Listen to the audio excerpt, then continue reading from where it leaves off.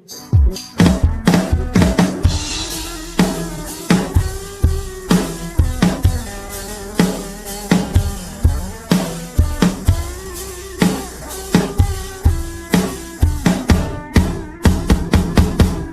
សិស្សក្រៅថ្នាក់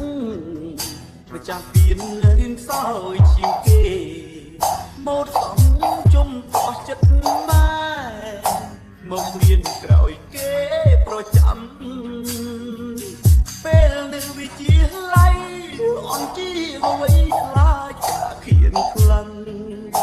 លំហាត់ឲ្យស្ងួនណែនាំអើអូននៅចាំទេឡៃលងមិនជាប់រសោបចិត្តចូលសិល្បៈធ្វើការជុំចិត្តអាម៉ាស់ក្រោយចប់ណៅវិទ្យាល័យតាមដានដំណឹងសឹងប្រលឹងពេលសង្ហារតី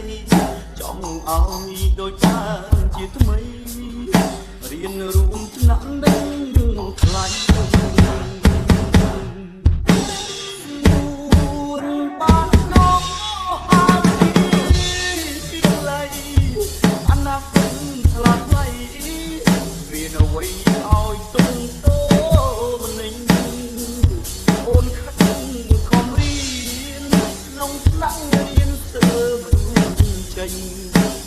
ក្រៅណាយ៉ាងវិញ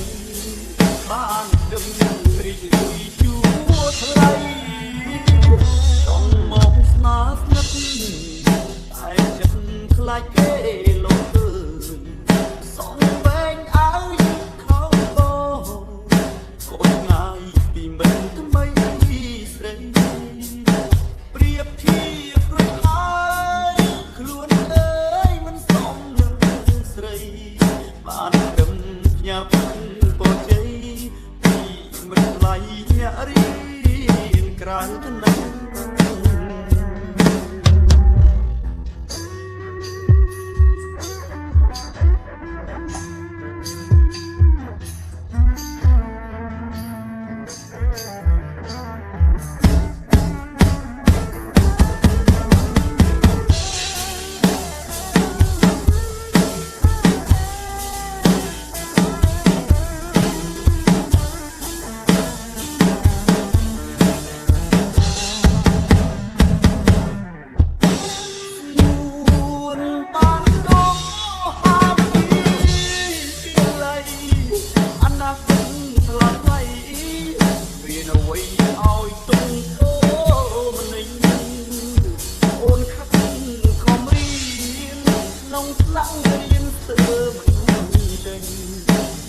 ក្រៅណាយ៉ាងយើងវិញ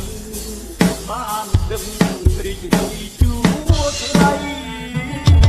ចង់មកស្នាស្និទ្ធតែចិត្តខ្លាចគេលោកអើយសងវែងឲ្យយឺតខំបងអូឆ្ងាយពីមិត្តថ្មីស្រីប្រៀបធៀបរួចហើយខ្លួនអើយមិនសមនឹងស្រីបានត្រឹមញ៉ាំប្រជ័យមិនថ្លៃអ្នករៀនក្រៅ